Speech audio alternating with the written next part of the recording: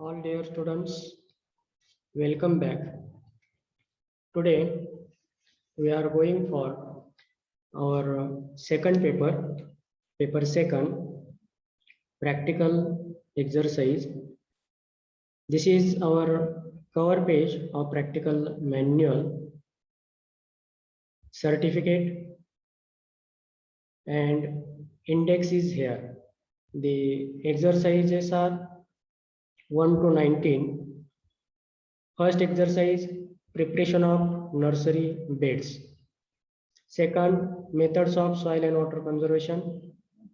Next one, implements used for different farm. Problems on purity of seed. Problems on germination, percentage of seed. Problems on irrigation. Study of intercultivation, harvesting, threshing and winnowing. Number 8, methods of manures and fertilizer application. Next one, methods of irrigation, collection of soil sample, seed treatment to crop, land capability classes, farm management, calendar of operations, farm labor, labor efficiency, farm records, classification of Rabi crop plants, and last one, practical exam papers. So let's start our first exercise, paper second, preparation of nursery bed. In Marathi, nursery is known as a roप वाटिका. मराठीमध्ये आपण नर्सरीला रोप वाटिका असं म्हणतो.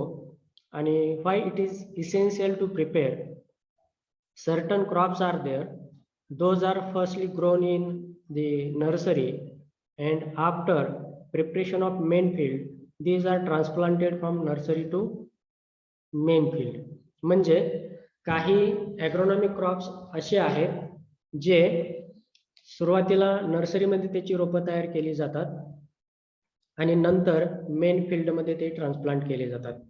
आता याचे रोपं तयार करण्याचे उद्देश जिथल्या तिथल्या परिस्थितीनुसार असू शकतात. That is not our subject here. Objects of particular first exercise, the student should be able to know the preparation of nursery bed.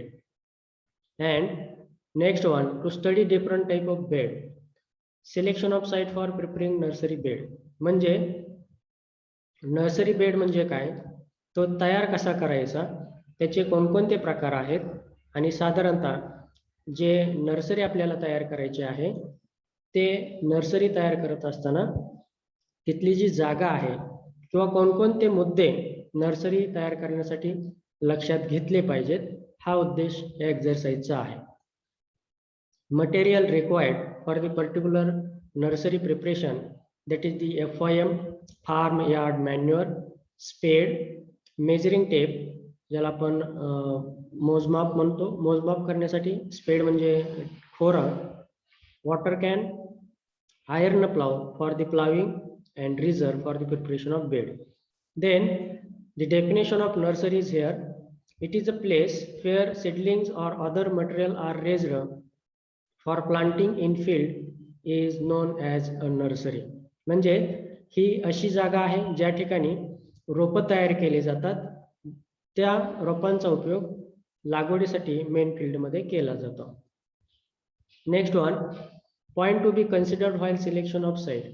म्हणजे रोपवाटिका तयार करण्यासाठी जी जागा निवडलेली आहे ती जागा साधारणतः निवडत असताना कोणकोणते मुद्दे लक्षात घ्यायला पाहिजेत. पहिला आहे सॉइल, तिथली जमीन कशी आहे. देन सेकंड वन, एस्टिमेट, साधारणतः आपलं बजेट किती आहे. Topography, whether the land is undulating और फ्लॅट वन, म्हणजे जमीन चढ उताराची आहे किंवा सपाट आहे. ट्रान्सपोर्ट फॅसिलिटीज अवेलेबल आहेत का, म्हणजे नर्सरीतून सीडलिंग आपल्याला मेन फील्डमध्ये नेण्याकरता. इरिगेशन फॅसिलिटी, कृत्रिमरित्या पाणी देण्याची सोय कशी आहे. आणि त्याचबरोबर लेबर फॅसिलिटी आणि मार्केट फॅसिलिटी, म्हणजे त्या ठिकाणी आपल्याला लागणारं मनुष्यबळ किंवा मजुरांची संख्या आणि जवळपास असणारं मार्केट, या सगळ्या गोष्टी नर्सरी तयार करत असताना किंवा नर्सरीची जागा सिलेक्ट करत असताना लक्षात घेतल्या जातात. Here the different beds are prepared. Already in paper first we have seen what is mean by tillage operation, its definition, then their types means pre-tillage, seedbed preparation and intercultivation. Here different types of beds are required for growing the seedling in the nursery bed, and these beds are with the different dimensions, म्हणजे त्यांचा जो आकार आहे, लांबी, रुंदी, उंची आणि साधारणतः त्याच्यानुसार त्यांचे जे विविध प्रकार आहेत वेगवेगळ्या पिकांसाठी लागणारे. Among this the first one raised bed, ज्याला मराठीमध्ये गादी वापा असं म्हटलं जातं. रेज्ड म्हणजे ज्याला उंची आहे असा. The soil of the nursery area should be fine and fertile with good water holding capacity. ज्या ठिकाणी आपल्याला बेड, नर्सरी बेड तयार करायचा आहे तिथली जी सॉइल आहे ती आफ्टर टिलेज ऑपरेशन म्हणजे मशागतीची कामं झाल्यानंतर ही सुपीक असावी आणि त्याच्यानंतर तिची जी पाणी धरून ठेवण्याची क्षमता आहे ती जास्त असावी. For the preparation of beds the field should be ploughed and levelled well, म्हणजे सगळ्यात अगोदर नांगरणी करून घ्यायची आणि त्याच्यानंतर सपाटीकरण करायचं. Soil should be worked thoroughly to obtain a fine texture soil free of clods and debris, म्हणजे त्याच्यामध्ये साधारणतः नांगरणी करत असताना there is arrays of big aggregate soil masses, ज्याला मराठीमध्ये आपण ढेकळ म्हणतो. नांगरणी करत असताना जमिनीमधून ढेकळं निघतात आणि हे ढेकळं ब्रेक करायचं किंवा क्लॉड क्रशिंग करायचं आणि जे डेब्रीज म्हणजे पाठीमागचं त्या सॉइलमध्ये काडी, कचरा किंवा जर प्लांट असतील तर त्याची मुळं असतील हे सर्व तिथून काढून टाकायचं. Then prepare raised beds to facilitate proper drainage of excess water. पाणी देत असताना जर जास्त पाणी झालं चुकून किंवा पाऊस पडला तर हे एक्सेस वॉटर ड्रेन किंवा होण्यासाठी, लिचिंग होण्यासाठी, आपल्या नर्सरीतून बाहेर जाण्यासाठी there is a preparation of trenches, त्याला चर खोदले जातात लहान लहान आकाराचे. The length of nursery bed should be 3 to 5 metre, म्हणजे त्याची लांबी साधारणतः 3 ते 5 मीटर पर्यंत राहते. Depends upon slope of the land and breadth of the bed should not, त्या जमिनीचा साधारणतः उतार कसा आहे त्याच्यानुसार त्याची जी रुंदी आहे 1 ते 1.2 मीटर त्या ठिकाणी ठेवले जाते. The bed should B 15 to 20 centimetre raised from the ground surface, आणि त्याची उंची साधारणतः ही 15 ते 20 सेंटीमीटर ठेवली जाते. So here there is a standard dimension, ज्याला आपण लांबी, रुंदी आणि उंची म्हणतो, ती 3 metre by 1 metre by 15 centimetre ही असावी. A space of 30 to 45 centre should be left between two bed. दोन बेडच्या मध्ये साधारणतः जो आपण to remove the excess water trenches त्या ठिकाणी काढणार आहोत ते ट्रेंचेस त्या ठिकाणी ठेवण्यासाठी 30 ते 45 सेंटीमीटर, अर्धा ते पाऊण फुटाचं अंतर दोन बेडमध्ये असायला पाहिजे. साधारणतः जे डायग्राम आहे त्याच्यावरून तुम्हाला इझिली गादी वापा लक्षात येईल. Here see these are the raised beds. You can see here the trenches are there for to remove the excess water from the beds, and height is there. The distance between two is 30 centimeter. The width is 1 to 1.2 meter and the length is according to our convenient, म्हणजे आपल्याला सोयीस्कर अशी length त्या ठिकाणी घेतली जाते. ते 3 पासून 5 मीटर पर्यंत असू शकते. This is known as a raised bed.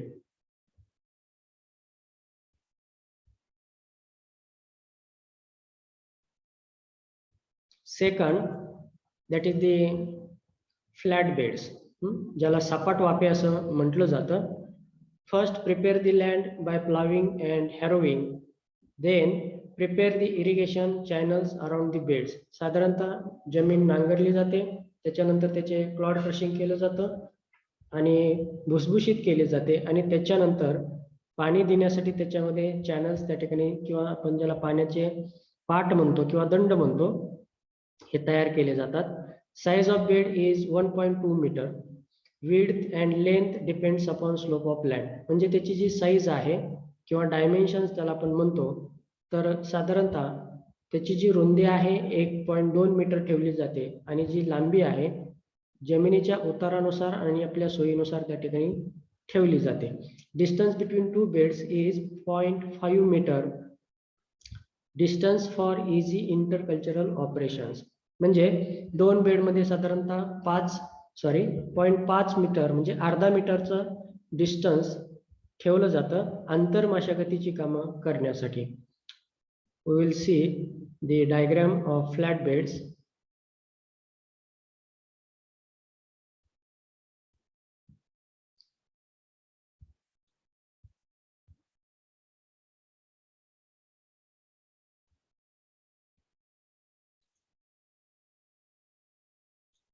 Here, like this one, the beds are there, and particularly these flat beds are used.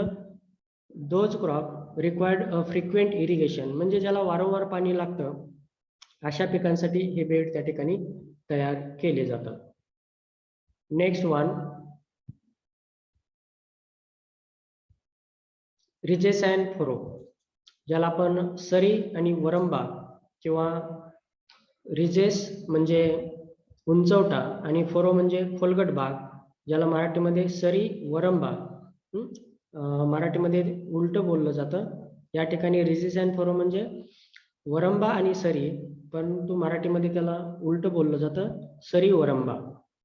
Generally land is prepared by ploughing, harrowing and land is level, म्हणजे जमिनीची नांगरणी केली जाते, ढेकळं फोडले जातात, भुसभुशीत केली जाते, लेवल केली जाते. Then make the string lines with the help of measuring tape in well prepared land. म्हणजे साधारणतः टेपच्या साह्यानं, मेजरिंग टेपच्या साह्यानं आपल्याला जे चॅनल्स ओपन करायचे आहेत किंवा फरो ओपन करायचा आहे त्याची लांबी रुंदी मोजली जाते. Open the furrow along the string line with the help of ridger. Distance between two furrows and ridges can be adjusted on spacing of the crop ground. Open main and sub irrigation channels in the field, taking care that ridges and furrows across the slope. म्हणजे हे जे सरी वरंबा आहेत हे वेगवेगळ्या पिकासाठी वेगवेगळे लागतात.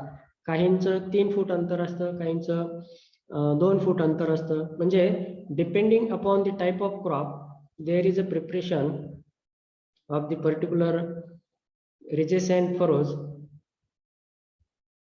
You can see here, generally this is improved method of irrigation, also commonly used for irrigating number of crops. The spacing between two ridges and furrows depends upon the type of crop and slope of land. Row crops such as potato, sugarcane, vegetable, maize can be grown in ridges and furrows. Implements used for preparation are ridger, iron plow, spade, measuring tape and row, etc. म्हणजे हे जे सरी वरंबा आहेत, हे सरी वरंबा you can see here, these are prepared depending upon the type of crop. कोणत्या प्रकारचं पीक आपल्याला लावायचं आहे आणि त्याची रुंदी आणि लांबी साधारणतः जे पिकाचं स्पेसिंग आहे म्हणजे 2 रोपांमधलं अंतर आहे त्या पद्धतीनुसार त्या ठिकाणी ठेवलं जातं. So this is about the nursery beds. Again the different types of the crops are grown and they required the different beds. For example, already we have seen raised bed, ridges and furrows, the ring and basin method. म्हणजे ज्या पिकांना जास्त पाणी चालत नाही किंवा त्यांच्या मुळांजवळ पाणी जास्त साठलेलं चालत नाही अशा पिकांसाठी गादी वाफे वापरले जातात. For the optimum water should be there at the root zone, म्हणजे त्यांना आवश्यक तेवढंच पाणी त्या मुळांच्या पिकांच्या मुळांच्या जवळ असावं आणि एक्सेस वॉटर ह्या ट्रेंचेस मधून रिमूव्ह होतं. म्हणून ज्या पिकांना फ्रिक्वेंटली आणि कमी पाणी लागतं अशा पिकांसाठी साधारणतः रेज्ड बेड गादी वाफे वापरले जातात. ज्या पिकांना किंवा ज्यांचं साधारणतः इरिगेशन फ्रिक्वेन्सी इज हायर म्हणजे वारंवार पाणी लागतं आणि plus if irrigation facilities are less, आपल्याकडे पाण्याची थोडीशी कमतरता जर असेल अशा पिकांसाठी रेजिसाइन फरो वापरले जातात. Generally next method ring and basin method also non as a irrigation layout, म्हणजे हे पिकं उगवण्यासाठी आणि त्याचबरोबर पाणी देण्यासाठी दोन्ही प्रकारांसाठी हे साधारणतः बेड्स उपयोगी येतात. Ring and basin method generally used for the horticultural crop, म्हणजे जे फळपिकं आहेत आणि ॲन्युअल क्रॉप्स आहेत किंवा पेरेनियल क्रॉप्स आहेत, ज्याला आपण बहुवार्षिक पिकं म्हणतो, आंबा, चिकू किंवा सॅपोटा, पोमोग्रॅनेट असेल, अशा पिकांसाठी साधारणतः ही मेथड वापरली जाऊ शकते. देन ब्रॉड बेड फरो, ज्या पिकांमधलं दोन पिकांच्या ओळीतलं अंतर अतिशय जास्त राहतं अशा पिकांसाठी साधारणतः ब्रॉड बेड फरोज वापरले जातात, म्हणजे दोन ओळीमध्ये आणि दोन प्लांटमध्ये सुद्धा अंतर जास्त ठेवलं जातं. Then the next one, that is the SARA method, or it is also known as a line sowing or also known as a border strip method. म्हणजे आपल्याकडं जे पिकं पावसाच्या पाण्याच्या आधारे घेतली जातात आणि generally the cereal crops are grown in SARA method, म्हणजे ज्वारी असेल, बाजरी असेल, मका सुद्धा साधारणतः अशा पद्धतीनं पावसाच्या आधारे जी पिकं घेतली जातात त्यांना सारे सोडले जातात. This is the flat or check basin. Already we have seen generally vegetable crops are grown in such type of beds. So this is about our first exercise. You can prepare your own practical manual as per the instructions given in earlier lecture. म्हणजे तुम्हाला तुमचं स्वतःचं practical manual, practical book तयार करायचं आहे आणि त्यासाठी साधारणतः तुम्ही 200 pages, 200 pages, you can use the 200 pages notebook for the preparation of particular paper first and second practical journal. Okay, thank you, have a nice day.